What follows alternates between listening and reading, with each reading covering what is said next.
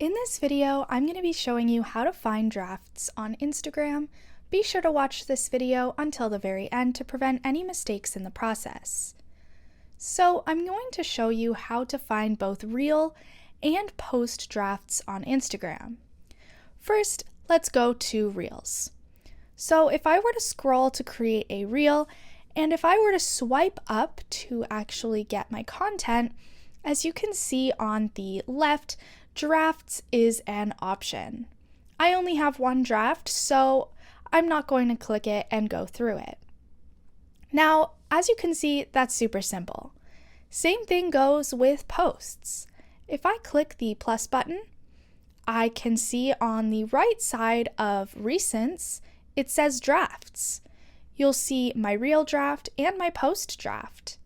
That's really all there is to it, guys. It's a super simple process. Be sure to leave a like, comment, and subscribe to the channel. Thanks for watching. See you in the next video.